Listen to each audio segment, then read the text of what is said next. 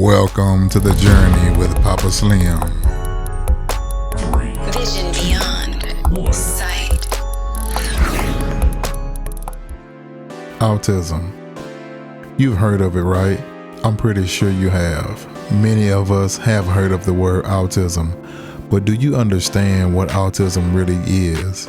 Maybe you're thinking of Young Sheldon, maybe the movie The Accountant, but do you understand the underlying mechanisms of what autism really means? So let me explain one specific aspect of autism.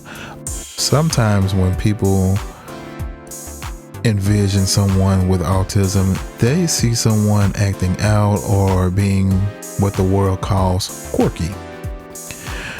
Sometimes you may see a person with autism being, open quote, mean, close quote, or agitated, aggressive, irritable.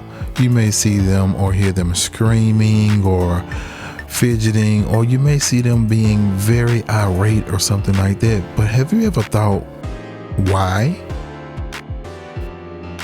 Exactly, many people don't. Well, let's explain why.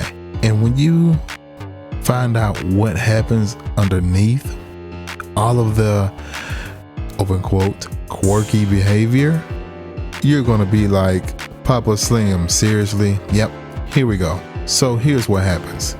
To make it plain and simple, the autistic brain is wired differently, of course, right? Right. So when an autistic person experiences something that is discomforting to them, maybe a noise, a texture, maybe a person's behavior or a person's presence, maybe being touched or being stressed, or there could be a number of things that could be the cause of a person with autism being a little bit irritable.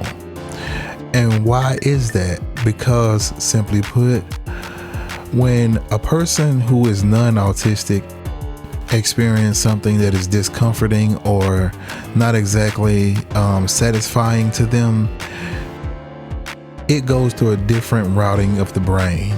But for someone with autism, when they touch something that is not comfortable or not satisfying, when they hear a noise that is not pleasant, when they're in an environment that is not, well, let's just say calming to them, it doesn't activate the same highway or wiring in the brain like it does a neurotypical person, an average person. For an autistic person, what happens is the pain receptors of the brain are actually activated. Well, what do you mean? So if you hit your hand with a hammer, it hurts, right? Right. If you slam your finger in the door, it hurts, right? Right.